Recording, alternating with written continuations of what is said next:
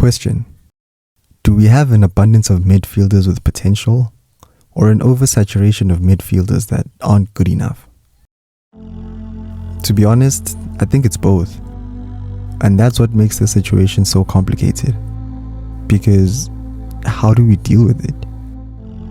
How do we improve the midfield in a way that fosters the potential while also filtering out the average, but without causing too much unrest? Do we sell Bentancur and loan out Gray? Do we buy a world-class number 8 and only use Sarr and Lucas as subs? Should Bissouma still be a Spurs player? Will Maddison return from this injury as good a player as he was before? And does he even have much of a future with us? I think it's because we have so many options in midfield that we sometimes overlook how empty we are in that area of the pitch. The fact that we have so many midfielders that we can't even decide what combination is our best one should actually be alarming. In reality, it's not necessarily the quantity that makes us struggle to agree on a combination. It's the quality, or rather the lack thereof. Maybe besides Balinia, our midfielders are all very inconsistent in their own ways. What's good about this is that sometimes their inconsistencies are caused by their versatility. Sometimes Bentancur plays like a 6 and sometimes he plays like an 8. Sometimes Sarr is an 8, sometimes he's a 10. Sometimes Lucas is a 6, an 8 and a 10 all in the same game. But this could just as easily be viewed as negative. The lack of any sense of permanence within our midfield can be argued to be the biggest reason why the players we have in that position tend to get so volatile. Average players continuously getting over-rotated in a way that doesn't allow them to grow some roots in one specific role. I hate having to compare us to anyone else, but all the best teams right now have regular starters playing in defined roles within the midfield. It's so much easier for a team to develop chemistry when the players responsible for dictating the tempo know exactly what to expect from each other and themselves. They trust each other quicker, they flow with each other easier, they combine with each other much smoother. Trust, flow and smoothness are traits that our midfield rarely ever displays.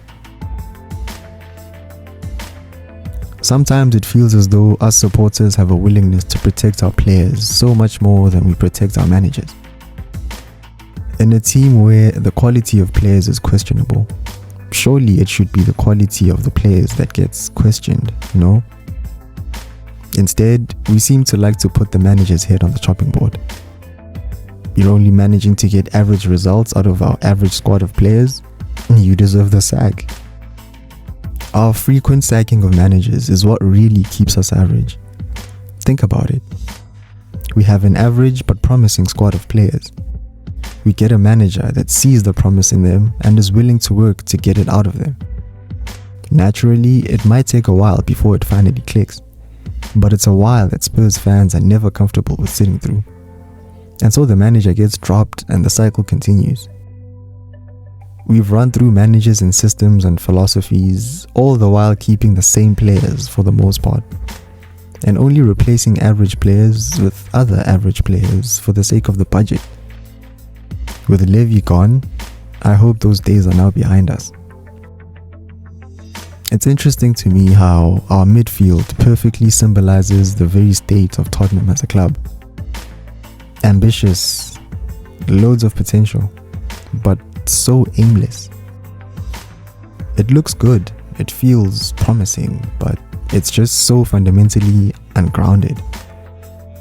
Just like the midfield has outstanding supporting players around it like Miki, Kuti, Kudus and Kulusevski, the club itself has outstanding supporting structures like the fancy stadium and all that comes with it. But just like the club struggles to find success and consistency at home at the heart of the stadium, the team itself struggles to find success and consistency at the heart of midfield. Right now, our biggest priorities seem to be a left winger and a striker. And yeah, maybe we are in desperate need of some extra quality in those positions. The absence of flair and clinicality in our attack plays a big role in our lack of creativity. It pretty much takes the focus off of the looseness of our midfield. Because we have so many options in the middle, it makes you believe that everything is in place, that success is inevitable. But the midfield, like the club's internal compass, hasn't really settled. It doesn't yet know whether it wants to dominate possession, explode in transition, suffocate the opposition, or simply survive. And unfortunately, that indecision is reflected in our results at home. A stadium that should be a fortress, but that instead feels like a mirror reflecting back the team's uncertainty. That's not to say we haven't tried strengthening the midfield. That's definitely one of the things Thomas Frank addressed with urgency. Although Xavi hasn't lived up to our expectations just yet, I believe him and Palhinha are great steps in the right direction. I think a bit more emphasis should be put on letting a couple of our midfielders go and replacing them with experienced quality instead of more future potential. The beauty in being ungrounded is that the ground hasn't been set. It can still be chosen. Tottenham's midfield, like the club itself, is unfinished not because it has failed, but because the foundation is still forming. Potential that isn't yet defined is still potential. Identity that hasn't solidified isn't necessarily weakness, it's possibility. If the club can bring clarity to the center, both on and off the pitch, everything around it is already strong enough to elevate that identity into something powerful. The defenders, the attackers, somewhat. The stadium, the culture, the ambition. The pieces are there.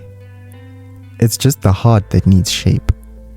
And when Spurs finally fill that heart with purpose, the team won't simply look promising. It will feel inevitable.